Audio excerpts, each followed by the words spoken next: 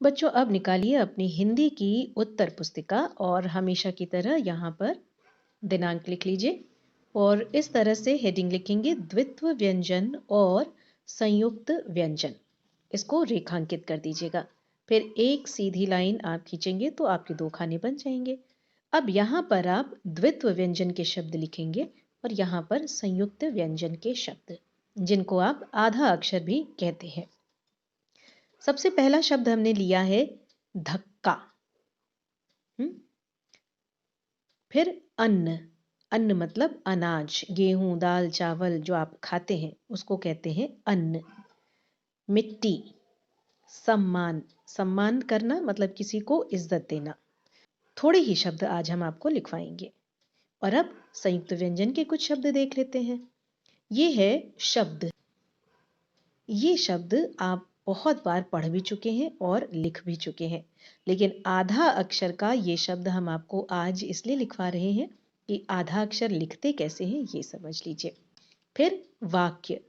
ये भी आपने बहुत शुरू से लिखा है कि आ की मात्रा के वाक्य, है ना, या फिर आ की मात्रा के शब्द। तो ये दोनों शब्द हमने इसीलिए आज आपको लिखना सिखा दिया है। फिर पुष्प।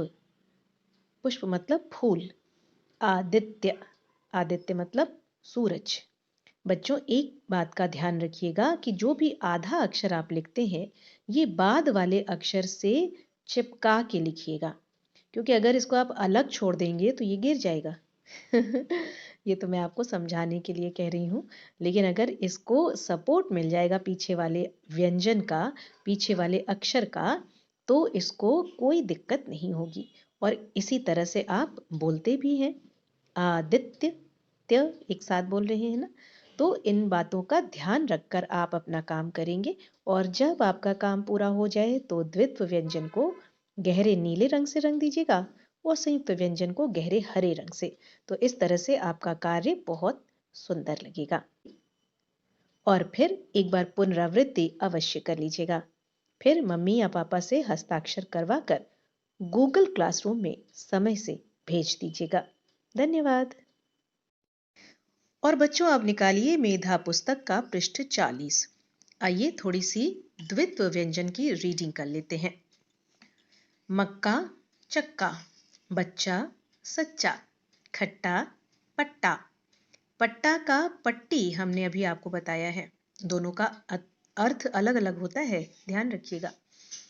गन्ना पन्ना, पत्ता कुत्ता, गद्दा चद्दर, अम्मा चम्मच।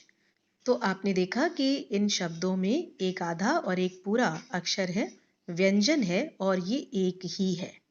और संयुक्त व्यंजन में यही चीज अलग अलग होती है, आधा भी है पूरा भी है, लेकिन ये दोनों अलग अलग हैं। तो पढ़ लेते हैं शब्दों को।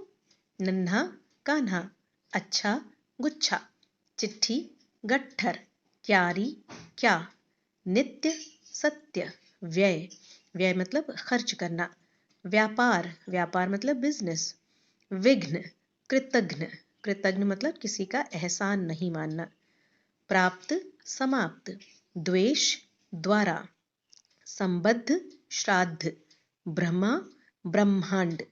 तो ये कुछ शब्द हैं बच्चों, इनको ध्यान से पढ़िएगा तो पढ़ने का अभ्यास आपका हो जाएगा।